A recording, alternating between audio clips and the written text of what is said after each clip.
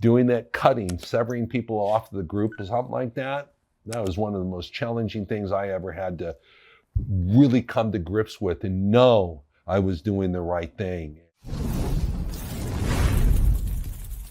You know, if you ever get into this thing here, it's, and I do the same thing. I ask, hey, like, you know, there's a businessman, well, what industry are you in, right?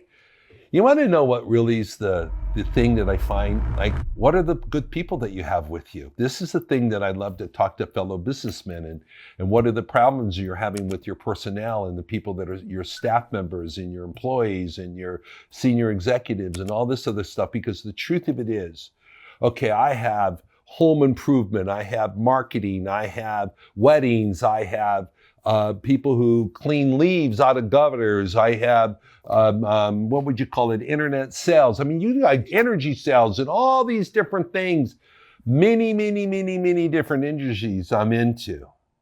And the most important part of all of them are the people who work inside the companies. And I'll tell you something, if there was any advice there, it's not per se just interested in what you're doing for the work itself. Have you provided the training material for them? Did they learn it? Did they study it? Are they applying it? And do they have the aptitude to be able to apply it? And I'll tell you something, you work on building your company based on that, making sure that they have the ability to do the job, and have they taken that opportunity, and are they doing the job? And if they're not, guys, there's only one thing you have left to do, is to get rid of them and find someone who wants to learn how to do it and will do the job. And I'll tell you, it's brutal, because that is the hard part. I've never found it easy, and God, I hope you never do too. You know, I tell you, one of the hardest challenges, that a conflict that went inside of me, I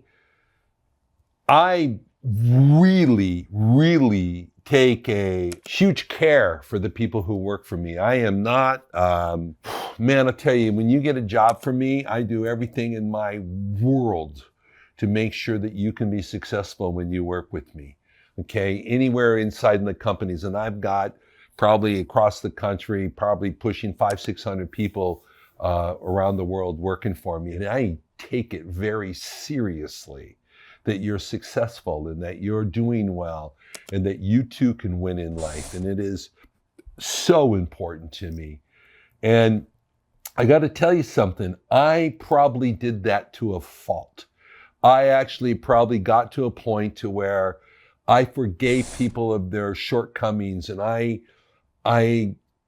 actually have to say that I really got it to a fault. And I got to a point, this was about 3 years ago, where things were not going well. You know, they were not doing good.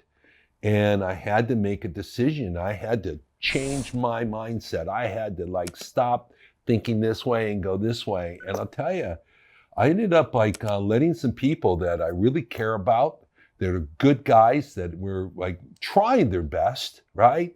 But they just weren't getting it done. And I had to let them go. And it was just like a mass, firing, if you will. And then that was one of the hardest things I ever had to deal with, because I care about people. I want to make sure that they do well about it. And my whole point of being, successful is I can bring people with me. I can actually help make this a better world. And when you have to start letting people go and they can't come to the party anymore, that has an effect on me. And I had to really change my mind. You know, the idea is you have to save the group. And then if you get the time, you can salvage the individual. And I'll tell you, man, doing that cutting, severing people off the group or something like that, that was one of the most challenging things I ever had to really come to grips with and know I was doing the right thing. And yeah, that was one of the biggest shift of viewpoints I ever had in my life of being a professional.